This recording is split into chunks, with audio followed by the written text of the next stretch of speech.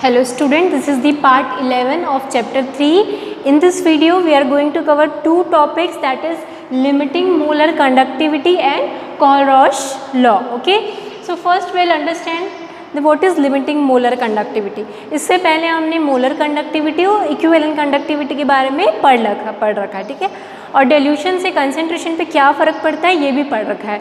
तो आज हम लोग पढ़ेंगे लिमिटिंग मोलर कंडक्टिविटी क्या होती है. So limiting molar conductivity of an electrolyte is defined as its molar conductivity when the concentration of the electrolyte in the solution approaches zero.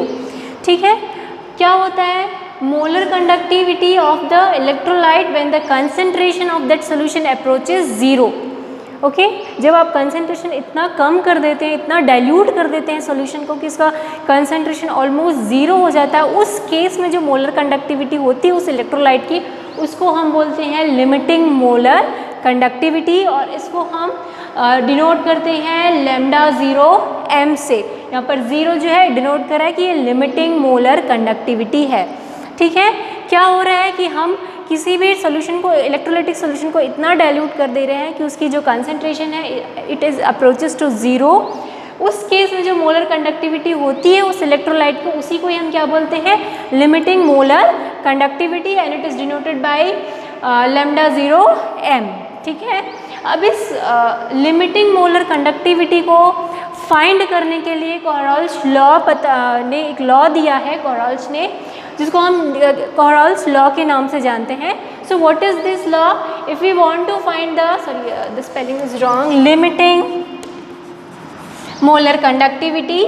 ठीक है, अगर हम किसी इलेक्ट्रोलाइट का लिमिटिंग मोलर कंडक्टिविटी जानना चाहते हैं, so is the algebraic sum of limiting ionic molar conductivities of its constituent ion.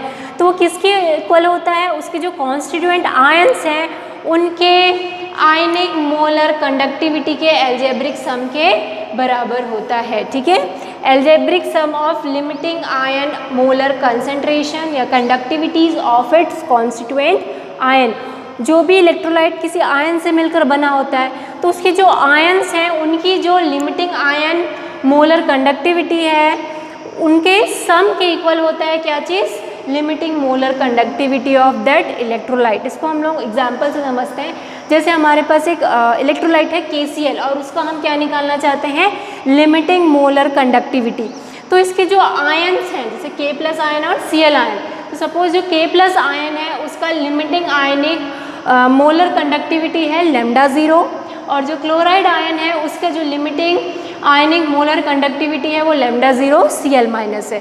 तो जो लिमिटिंग मोलर कंडक्टिविटी उस KCl की क्या होगी? It is sum of the both the ionic limiting ionic molar conductivity of both the ions. ठीक है, it is sum of the limiting ionic molar conductivities of both the ions. तो KCl का अगर हमको limiting molar conductivity निकालना है तो उसके आयन्स की जो आयनिक मोलर कंडक्टिविटी है उसको हम क्या करेंगे?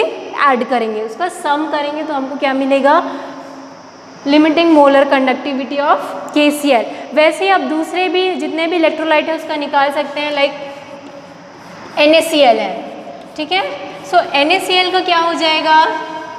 Lambda zero Na plus ion plus lambda zero Cl minus ion. Clear हुआ कैसे हो रहा है ये? और हम लेते हैं एग्जाम्पल. अगर हमको निकालना है limiting molar conductivity of MgCl2. ठीक है, दूसरा हमने इलेक्ट्रोलाइट लिया MgCl2, तो इसका क्या हो जाएगा? Lambda zero Mg2 plus ion plus, अब यहाँ दो क्लोरीन है तो 2 lambda zero Cl minus ion. ठीक है, और भी हम ले सकते हैं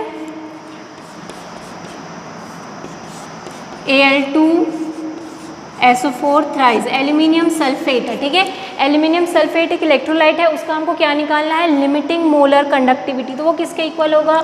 अब दो एल्यूमिनियम है तो 2 lambda zero aluminium 3 plus ion plus 3 है सल्फेट आयन तो 3 लैम्डा ज़ीरो SO4 आयन. ठीक है, so this will be the limiting molar conductivity for aluminium sulphate. तो एग्जाम में आएगा तो बना लेंगे इस टाइप के क्वेश्चन, आपको इनकी वैल्यू दी रही होगी, है ना। आयनिक जो आयनिक मोलर कंडक्टिविटीज़ है वो गिवन रहेगी, आपको सिर्फ वैल्यू पुट करना है और आपका आंसर आ जाएगा। तो आपकी बुक में एक क्वेश्चन है एग्जाम्पल 3.7, उसको आप होमवर्क करेंगे। एग्जाम्पल 3.7 उसको एज अ होमवर्क आप करेंगे। एग्जाम्पल 3.9 उसको भी एज अ होमवर्क आप करेंगे। एग्जाम्पल 3.8 जो है उसको हम यहाँ पर अभी सॉल्व करते हैं। ओके, तो पहले एग्जाम्पल 3.8 सॉल्व करने से पहले मैं आपको बता देती हूँ कि what are the application of Kohlrausch's law. Kohlrausch's law से और क्या क्या चीज़ें हम फाइंड कर सकते हैं। पहले तो मैंने बताया कि लिमिटिंग मोलर कंडक्टिविटी फाइंड कर सकते हैं हम कोरॉल्स लॉ से, और क्या क्या इसके एप्लीकेशंस हैं वो देखते हैं। ठीक है, सो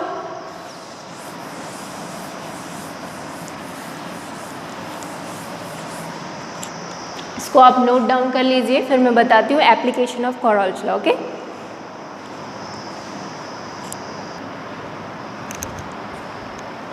सो next topic is application of Kohlrausch's law. Kohlrausch's law का एप्लीकेशन क्या है? तो फर्स्ट इसका एप्लीकेशन है to find the degree of dissociation. Degree of dissociation means alpha for the weak electrolyte. Weak electrolyte के लिए हम इससे क्या निकाल सकते हैं? Degree of dissociation, that is called alpha. इसका फॉर्मूला क्या होता है? Molar conductivity at the concentration C divide by the limiting molar conductivity. ठीक है, तो अगर हमको लैम्डा 0 पता है तो हम वहाँ से क्या निकाल सकते हैं? अल्फ़ा। सिमिलरली अगर हमको अल्फ़ा पता है तो हम क्या निकाल सकते हैं? Dissociation constant. ये वाला फॉर्मूला हमने क्लास 11th में आयनिक इक्विलिब्रियम में पढ़ा था, K = C∝² divide by 1 minus alpha. ठीक है, याद है सबको? हम लोग ऐसा कोई वीक इलेक्ट्रोलाइट है A+ करते थे, B-, फिर ये सपोज C∝ में डिसोसिएट हो रहा है तो फाइनली हम क्या निकालते थे? K। तो वहाँ से निकाला हमने K की value C∝² divide by 1 minus alpha.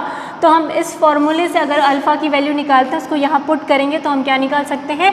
Dissociation constant. तो ये सारी जो फार्मूलाज हैं ये जब आप न्यूमेरिकल सॉल्व करेंगे तो यूज़ होंगे कि अगर आपको एग्जाम में आता है कि what is the dissociation degree of dissociation for the weak electrolyte, तो आपको पहले ये लैम्डा C निकालना है, देन लैम्डा 0 और उसके बाद आपकी वैल्यू आ जाएगी। ठीक है, सिमिलरली K की वैल्यू निकालने के लिए आपको ये वाला फॉर्मूला यूज़ करना होगा।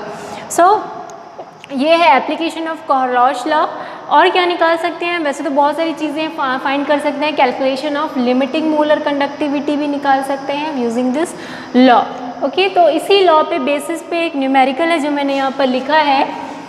ठीक है, suppose limiting molar conductivity of NaCl, HCl and sodium acetate is given 126.4, 425.9, 91.0 siemens centimetre square mole inverse.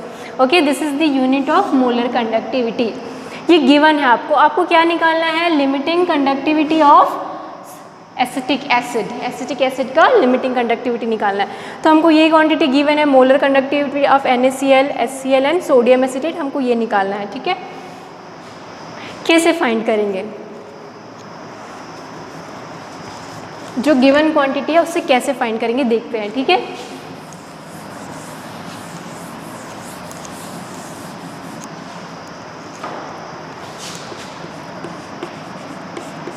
अभी हमने कोरॉल्स लॉ पढ़ा कि अगर हमको लिमिटिंग निकालना है मोलर कंडक्टिविटी तो वो किसके बराबर होगा?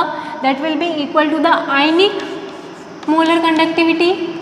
तो ये किसके बराबर होगा? Lambda HCl plus lambda 0 acetate ion के बराबर। ठीक है, इतना क्लियर हो गया सबको?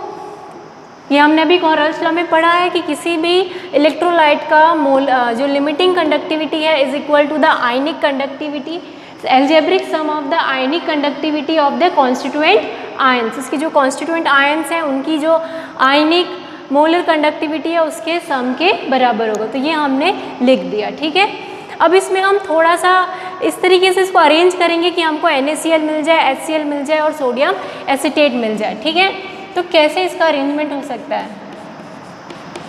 पहले हमको क्या बनाना है? Cl। तो इसमें हम Cl ऐड कर देते हैं। ठीक है, अब Cl ऐड किए हैं तो Cl को हमको क्या करना पड़ेगा? माइनस भी करना पड़ेगा, तभी ये बैलेंस होगा, है ना। तो Cl ऐड कर दिया, Cl डिलीट भी कर दिया। अब हमने लिखा एसीटेट आयन।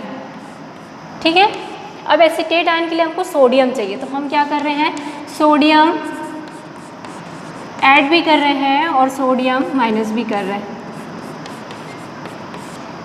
ठीक है, यहाँ प्लस प्लस कर दिया, यहाँ माइनस माइनस कर दिया, तो ये बन गया HCl, ये बन गया सोडियम एसीटेट और ये बन गया NaCl। ठीक है, ये दोनों मिलके क्या बने, ये दोनों टर्म है, इसको हम लिख सकते हैं this is the conductivity of HCl। ठीक है, limiting molar conductivity of HCl है ना। HCl का अगर आपको लिमिटिंग मोलर कंडक्टिविटी निकालना है तो ये लिखोगे λ0H plus plus λ0 chloride ion. ठीक है, अभी जो हमने कोरल्स लॉ पढ़ाया था उससे समझ में आया। अब देखो ये किसके लिए होगा, एसीटेट के लिए होगा, लिख सकते हैं इसको आप, तो ये हो जाएगा सोडियम एसीटेट का। अब यहाँ बचा Cl, तो ये माइनस साइन को मैं बाहर निकालती हूँ, तो ये आ जाएगा λ0 Na plus plus λ0 Cl minus. समझ में आया, यहाँ से दोनों से माइनस साइन को मैंने बाहर निकाला, तो यहाँ बचा प्लस क्लोराइड आयन और यहाँ बचा प्लस सोडियम आयन। ठीक है, यहाँ से माइनस साइन बाहर निकल गया, तो ये किसका हो गया, NaCl का। क्लियर हुआ। HCl को हम ऐसे लिख सकते हैं H प्लस आयन की आयनिक मोलर कंडक्टिविटी और क्लोराइड आयन की आयनिक मोलर कंडक्टिविटी। ठीक है, so this is for this और ये दोनों को मिला के हम क्या लिख सकते हैं, NaCl। तो इसको अगर हम लिखेंगे तो ये कैसे हो जाएगा,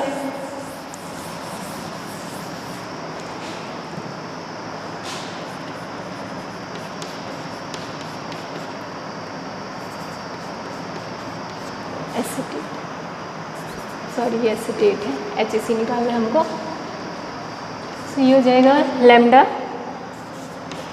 λ0 HCl plus λ0 sodium acetate minus λ0 NaCl। अब इन सब की वैल्यू गिवन है हमको, सबकी वैल्यू पुट कर दो। HCl कितना है, सोडियम एसीटेट कितना है और ये कितना है, इसको सॉल्व करेंगे तो ये आंसर आता है 390.5 siemens centimetre square mole inverse. Clear हुआ। ये कैसे बना है, हमको निकालना था एसिटिक एसिड की लिमिटिंग मोलर कंडक्टिविटी, तो उसको हम कैसे लिख सकते हैं, इसके आयंस के सम के रूप में लिख सकते हैं। ये मैंने बताया था आपको कोरल्स लॉ में। ठीक है, λ0 = H plus plus λ0 acetate ion. ठीक है, इसको इसके आयंस के सम में लिख दिया। अब इसमें हमने Cl आयन ऐड किया और Cl क्लोराइड आयन की मोलर कंडक्टिविटी डिक्रीज की। सिमिलरली हमने क्या किया, Na प्लस आयन की मोलर कंडक्टिविटी हमने इसमें ऐड किया और उसी को माइनस भी किया। तो प्लस माइनस करने से देखो फाइनली हमको ये और ये कट जाएगा, ये और ये कट जाएगा, तो वही मिलेगा, ये और ये। क्लियर हुआ ना। अब देखो इसको हम क्या लिख सकते हैं, मोलर कंडक्टिविटी ऑफ HCl। इन दोनों को हम लिख सकते हैं molar conductivity of sodium acetate, और इन दोनों को लिख सकते हैं मोलर कंडक्टिविटी ऑफ NaCl। ये सब की वैल्यू दी हुई है, उसको पुट करेंगे तो फाइनली हमारा क्या आ जाएगा, आंसर आ जाएगा। ठीक है, तो इसके न्यूमेरिकल आपको इस तरीके से सॉल्व करने हैं, और कुछ तो सिंपल फॉर्मूला बेस्ड होंगे, जैसे मैंने आपको बताया कि एग्जाम्पल 3.7 है, एग्जाम्पल 3.9 है, क्वेश्चन 3.9 है। ठीक है, ये आपकी बुक में दिया हुआ है, ये आप एज अ होमवर्क इसको सॉल्व करेंगे। ओके, सो यहाँ पर हमारा ये टॉपिक, ये चैप्टर 3 एंड होगा। अब जो हम नेक्स्ट पढ़ने वाले हैं वो पढ़ने वाले हैं organic chemistry. Okay, thank you.